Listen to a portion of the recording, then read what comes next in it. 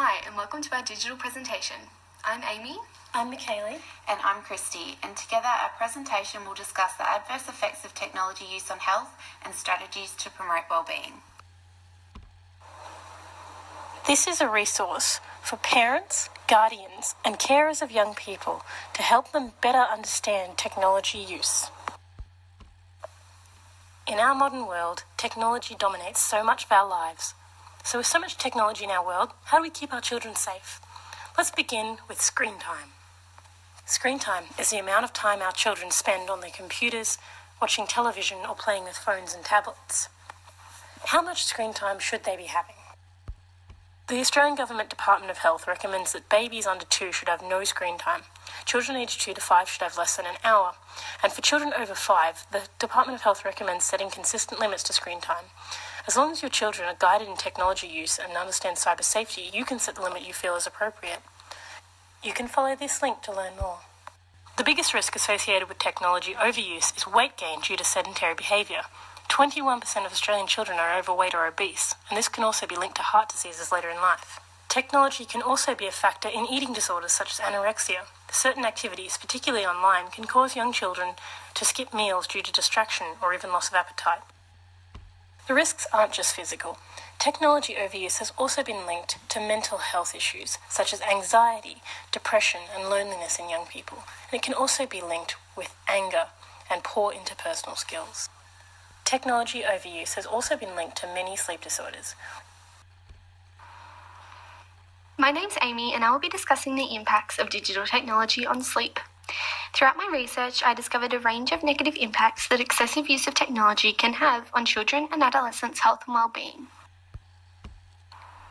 Through using technologies such as computers, mobile phones, iPads and laptops excessively, individuals are more susceptible to increased health issues such as sleep deprivation and behavioural problems. The article from Mullen and Chung highlights the significant amount of time that youth are spending on their technology and the timing of such usage, with linkages between daytime sleepiness and interrupted sleep patterns. The research of such patterns of behaviour have reflected close association with poor sleep, increased stress levels and fewer academic achievements.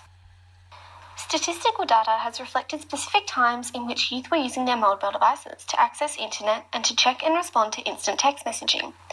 In particular, between the hours of 11:30 p.m. and 3 o'clock a.m., young adults were using such mobile devices, therefore associating with poor sleep and experiencing a feeling daytime sleepiness.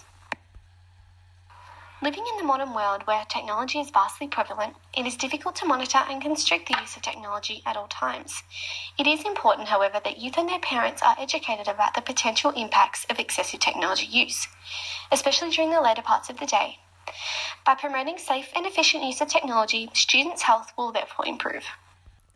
Think back to when you were a child. Your exposure to technology was likely limited to a television. Now children are exposed to multiple televisions, smartphones, tablets and laptops, all from the day they are born. In a recent study in Ireland, it was found that teenagers who have more than 2 hours screen time per day experience more issues such as back pain, headaches and stomach pains, compared to those who do not have over 2 hours screen time but do not complete 30 minutes of exercise per day. As a result, they found it was more important to limit screen time rather than encourage physical activity. There is no point denying that technology must be embraced. However, we must ensure that our children receive the right balance. So how do we accomplish this? Screen time should be limited, and as carers, it is our role to ensure our children stick to the limits which we deem appropriate, or that is agreed upon with the child should they be over 5 years old. The World Health Organization recommends 2 or less hours of screen time over the age of 2. It may sound daunting, but these recommendations can be achieved with the following small changes suggested by the Australian Department of Health. Make family mealtimes a technology-free time. Turn off the television once the program is finished.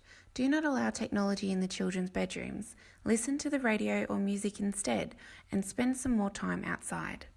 For further information, you can look up the following links or simply download a QR code scanner to your mobile phone and follow the code provided. In conclusion, parents and guardians should recognise the importance of monitoring use of digital technology, especially for young children. Throughout the presentation, we've discussed the impacts of digital technology on physical and mental health and well-being.